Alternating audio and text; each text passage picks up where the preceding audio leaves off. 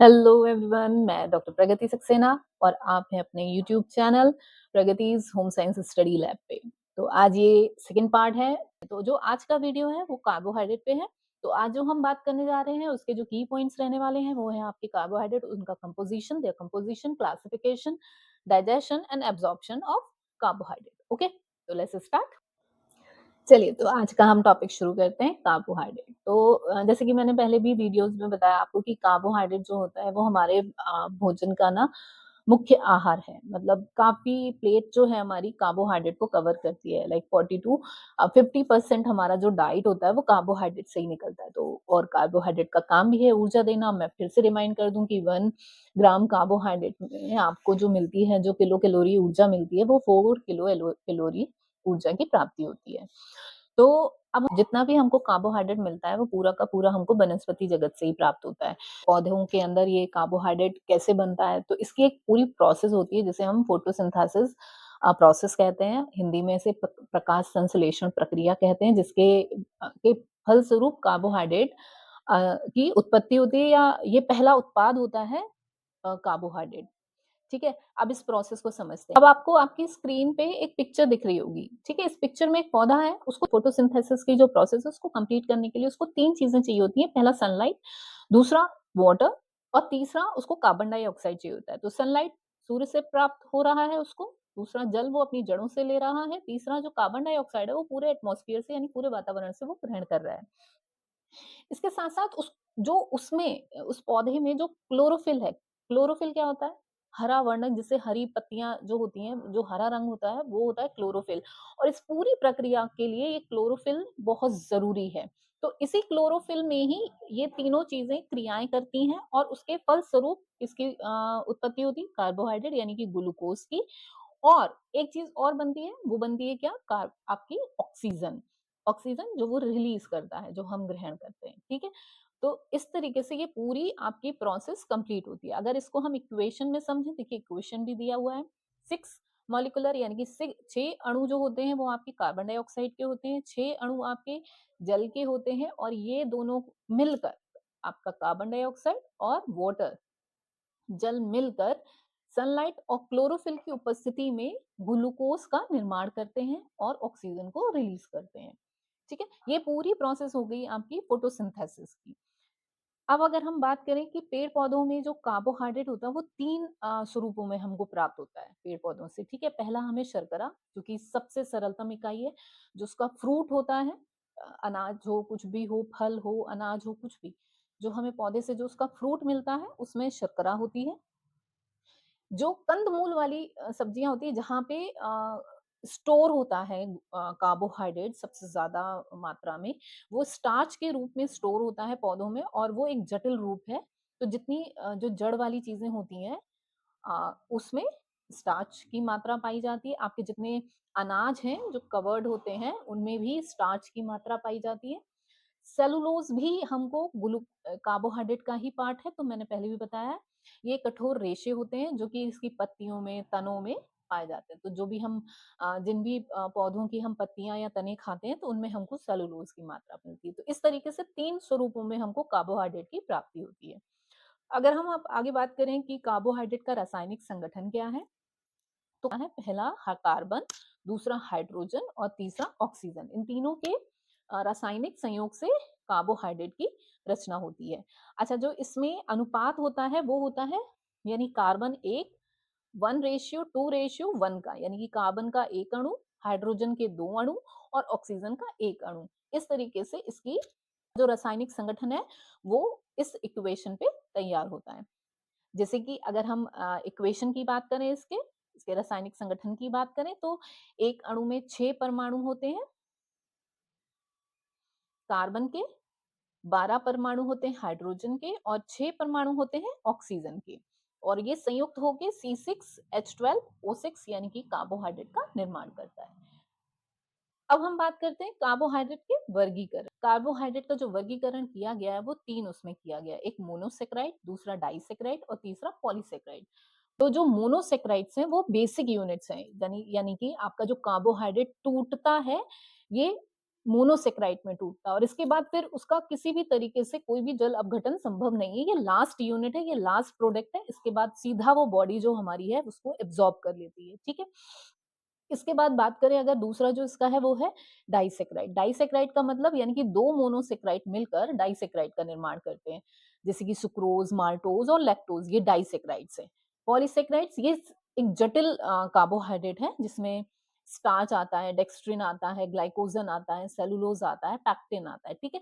इनका जो पॉलीसेक्राइड्स हैं वो पहले डाइसेक्राइड में टूटते हैं और उसके बाद फिर मोनोसेक्राइड में टूटते हैं और मोनोसेक्राइड के बाद फिर बॉडी हमारी सीधा इनको एब्जॉर्ब कर लेती है, ठीक है। इसी के बाद अगर दूसरी बात करें, ये तो एक आपका कार्बोहाइड्रेट का वर्गीकरण है। इसी के साथ-साथ कभी-कभी ना ऐसे भी वर्गीकरण दे दिया जाता है कि कार्बोहाइड्रेट को 2 भागों में बाँटा गया है, एक सिंपल एक और एक कॉम्प्लेक्स। तो सिंपल में देखिए आपका सारे मोनोसैकेराइड ही आएँगे, आपकी जितनी भी शुगर है ना आपकी, ये आपका मोनोसैकेराइड आएगा और कॉम्प्लेक्स में आपका आएगा स्टार्च एंड फाइबर यानी कि आपका पॉलीसैकेराइड और डाइसैकेराइड, ये आपका कॉम्प्लेक्स में आ जाएगा, ठीक? तो चीज़ें वही हैं, ठीक है? कोई अंतर नहीं है, बस एक प्रेज़ेंट करने का जो डेटा है वो तरीका इसमें चेंज है थोड़ा-सा। अब हम बात करते हैं डिटेल में कि मोनोसेक्राइड्स क्या होते हैं, डाइसेक्राइड्स क्या होते हैं और आपके पॉलीसेक्राइड्स क्या होते हैं। तो सबसे पहले हम बात करेंगे मोनोसेक्राइड की। तो जो मोनोसेक्राइड का फॉर्मूला है वो C6H12O6 है। ये 3 होते हैं, इन्हें बहुत अच्छे से बिल्कुल कहते हैं ना दिमाग में बैठा लीजिएगा।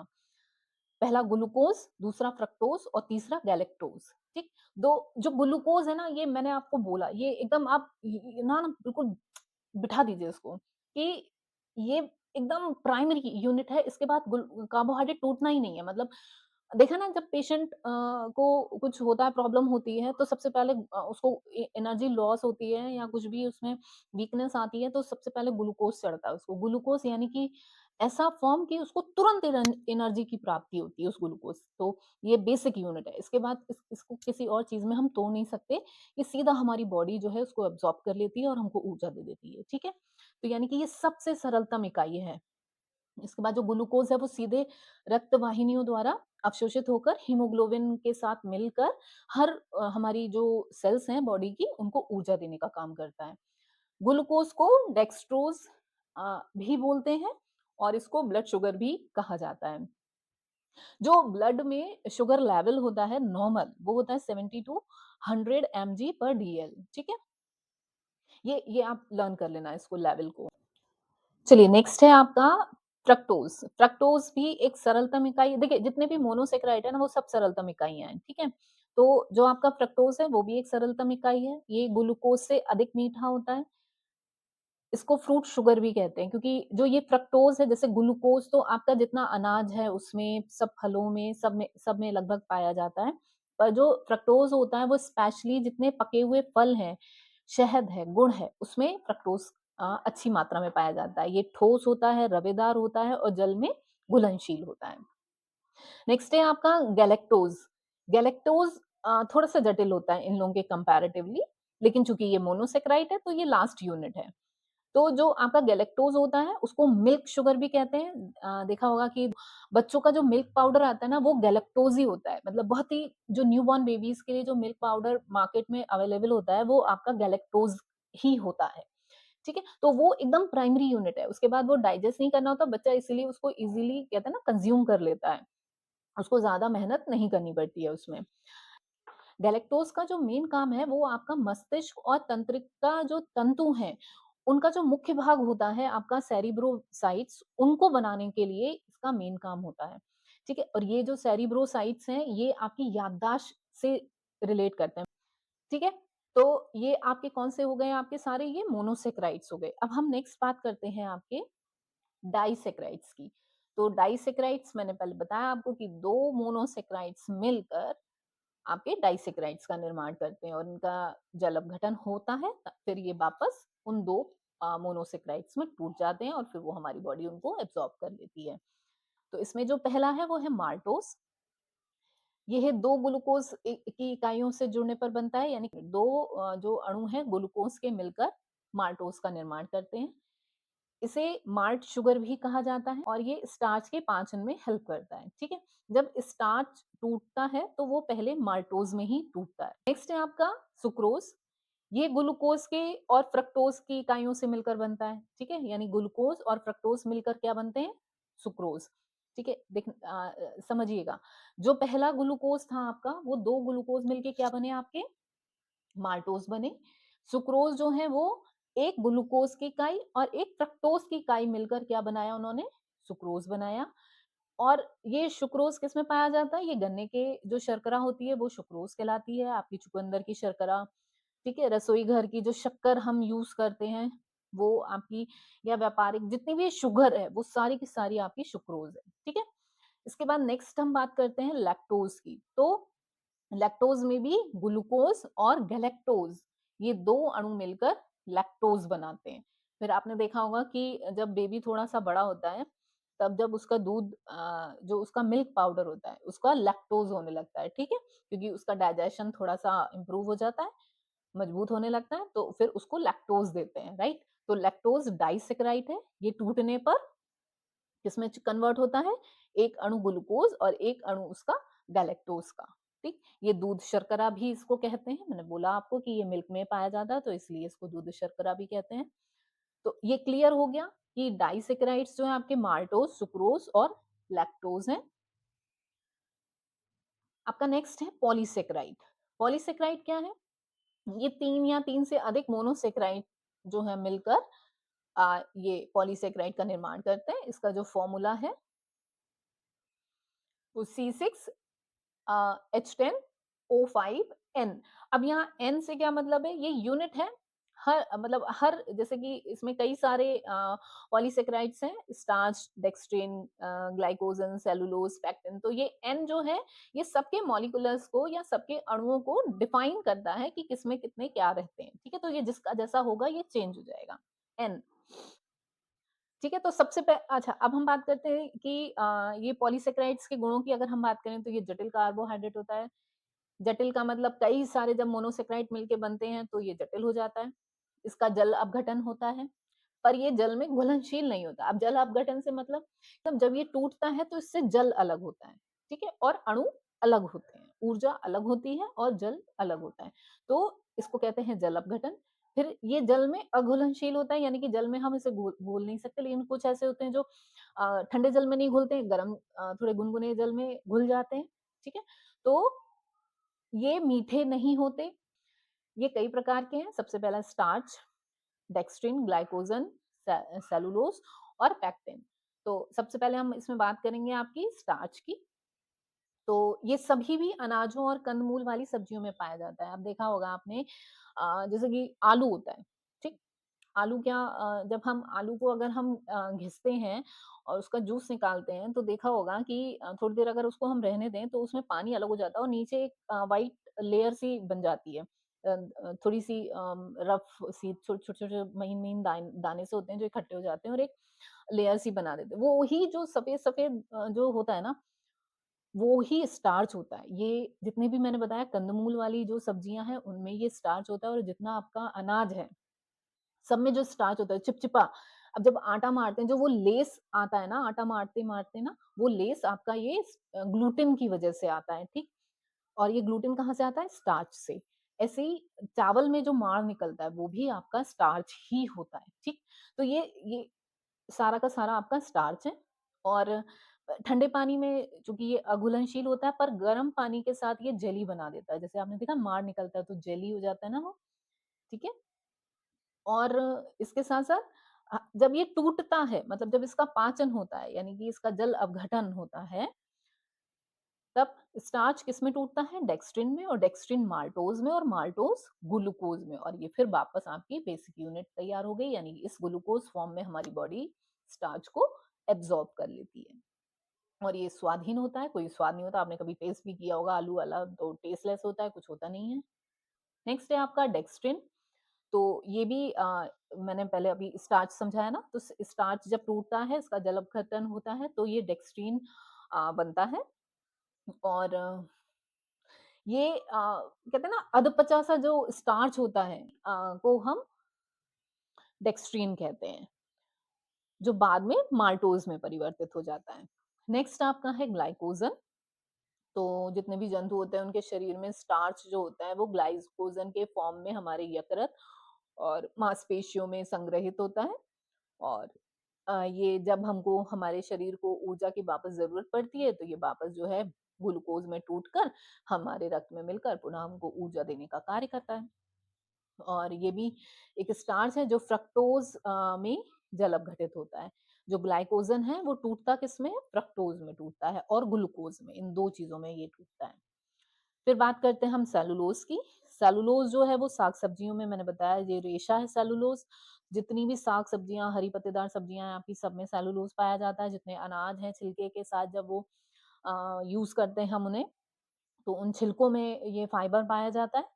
और अच्छा, इसका जो काम है वो कोई पोषण नहीं देता, मैंने पहले भी बताया आपको कि ये कोई पोषण नहीं देता, बट ये क्या काम करता है कि ये हमारे जो पाचन है उसमें हेल्प बहुत करता है। बिना इसके हमारा जो पाचन तंत्र है या जो पाचन प्रक्रिया है या हमारा जो वेस्टेज है जो हम खाते हैं, जो हमारा वेस्टेज बचता है जो शरीर से हम सुबह उसको फ्लैश आउट करते हैं, तो उसके लिए ये जो रेशा है ना वो बहुत ज़रूरी है।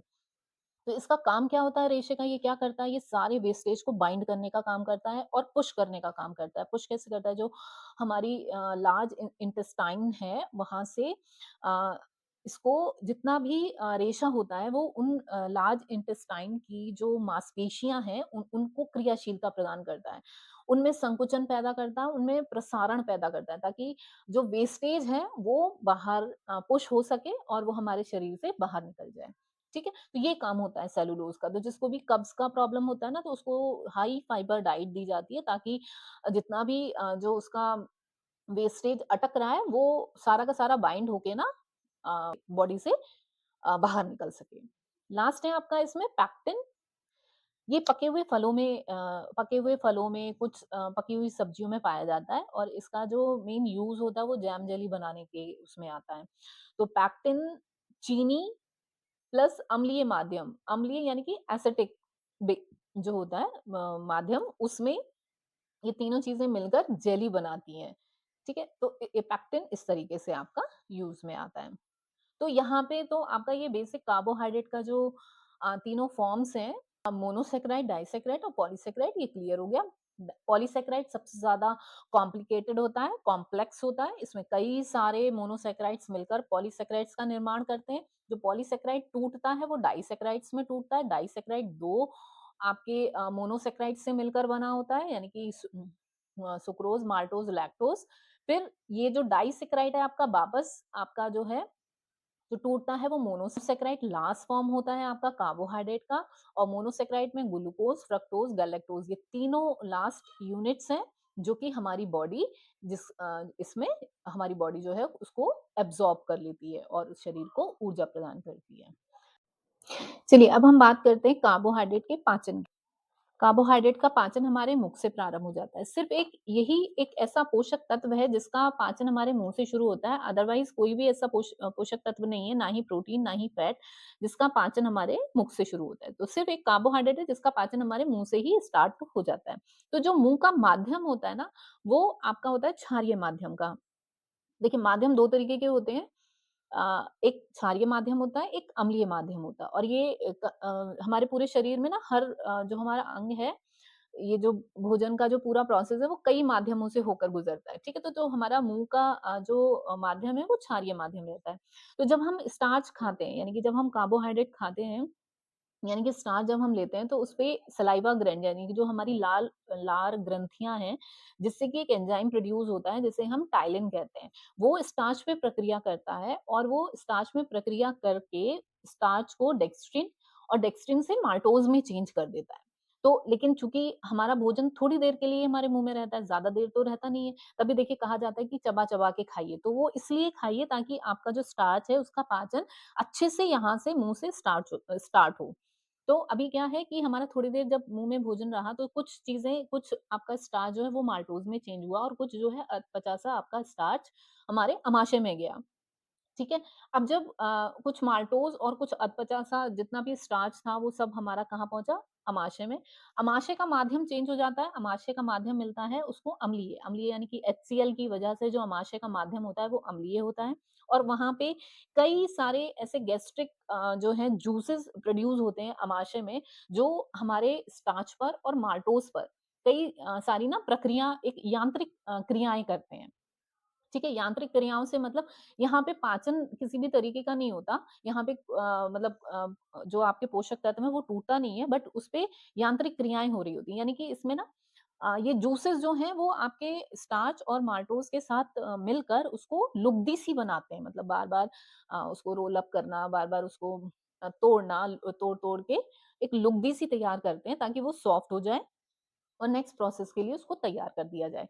तो अब यहाँ पे अमाशय में इतनी प्रक्रिया हुई, ये यांत्रिक प्रक्रिया कहलाती है और ठीक है, जब ये लुगदी तैयार हो जाती है आपके अमाशय में, इसके बाद अमाशय से बाद जो ये आपकी लुगदी होता है, जो अधपचा स्टार्च होता है, वो आपका कहाँ पहुँचता है, आपके स्मॉल इंटेस्टाइन में, यानी कि छोटी आँत में। छोटी आँत का जो सबसे ऊपरी भाग होता है, उसे डुओडेनियम कहते हैं, सबसे पहले वहाँ पे पहुँचता है।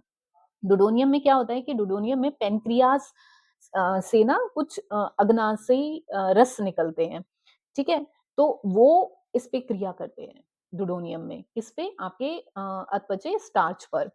तो यानी कि पॉलीसैकेराइड है, उसपे जो अग्नाशयी रस हैं, वो क्रिया करके उनको डाइसैकेराइड्स में चेंज कर देते हैं। डाइसैकेराइड्स कौन-कौन से? आपका माल्टोज़, सुक्रोज़ और लैक्टोज़ इनमें कन्वर्ट कर देते हैं। डुडोनियम में ये काम हो जाता है, ठीक है? अब डुडोनियम के बाद ये जो है अभी स्मॉल इंटेस्टाइन में ही काम चल रहा है, लेकिन जो स्टार्टिंग पार्ट जो होता है आपका स्मॉल इंटेस्टाइन का, उसको डुडोनियम कहते हैं। अब उसके बाद जब वो नीचे ठीक है, जब स्मॉल इंटेस्टाइन में आपका ये डाइसैकेराइड्स पहुँचते हैं, ये छोटी आँत में 3 पाचक रस पाए जाते हैं, ठीक है? एक होता है आपका माल्टेज़, दूसरा होता है सुक्रेज़ और तीसरा होता है लैक्टेज़।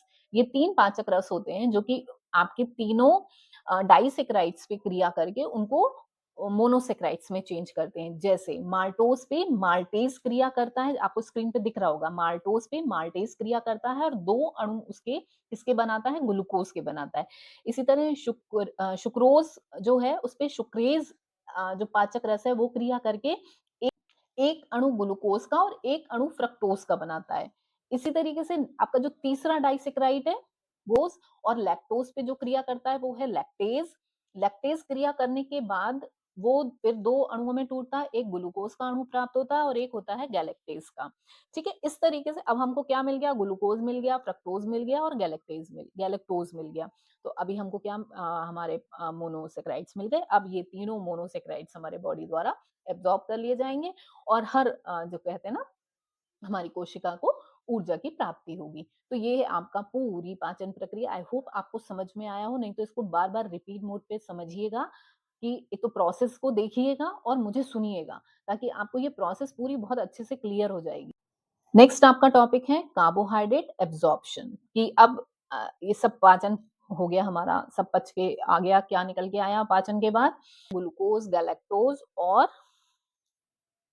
फ्रक्टोज़, ठीक? ये तीनों चीज़ें हमें मिल गई। मोनोसैकेराइड्स को हमारी बॉडी को क्या करना है अब? एब्ज़ॉर्ब करना है। कैसे करेगी एब्ज़ॉर्ब अब? अब ठीक है, कार्बोहाइड्रेट का जो एब्ज़ॉर्प्शन होता है वो छोटी आँत में ही होता है। तो जो छोटी आँत की जो पूरी वैली होती है मतलब जो पूरी नली होती है उसमें ना छोटी-छोटी सी देखो आप स्क्रीन पे आपको दिख रहा होगा एक उँगली सी जो है वो रचनाएँ होती हैं। तो ये जो उँगली जैसी रचनाएँ हैं ना इन्हें रसांकुर कहते हैं।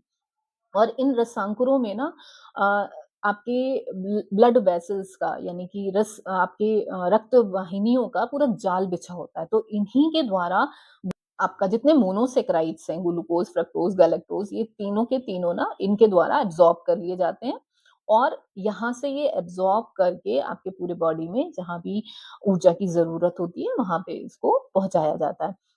कि अब कैसे पहुँचाया जाता है? जैसे यहाँ से सब इन्होंने इकट्ठा किया सारा, तीनों चीज़ें, तीनों आपके मोनोसैकेराइड्स और इनको ले जाकर ये सबसे पहले यकृत में ले जाते हैं, ठीक है? आपके लिवर में। लिवर में ले जाने के बाद वहाँ पे क्या होता है कि जितना आपका फ्रक्टोज़ और आपका गैलेक्टोज़ और आपका ग्लूकोज़ ये तीनों चीज़ें ग्लाइकोजन में चेंज होकर वहाँ पे स्टोर हो जाती हैं और ये आपकी बॉडी की नीड पे डिपेंड करता है कि कितना उसको जो है वहाँ पे स्टोर करना है और कितनी बॉडी में ज़रूरत है। तो जो वहाँ पे स्टोर हुआ, फिर आपके यही ब्लड वेसल्स जो हैं वो पूरे बॉडी में हर पार्ट को जाके ये ऊर्जा जो है प्रदान करती हैं, वो ग्लूकोज़ की फॉर्म में, फ्रक्टोज़ की फॉर्म में और गैलेक्टोज़ की, मतलब जो फ्रक्टोज़ और आपका गैलेक्टोज़ है वो भी एक तरीके से ग्लूकोज़ में मतलब में मिलकर पूरे शरीर को ऊर्जा प्रदान करने का काम करता है, और कुछ मात्रा जो है आपकी मांसपेशियों में जाके ग्लाइकोजन के फॉर्म में चेंज होकर ये वहां पे स्टोर हो जाती है मांसपेशियों में, ठीक है।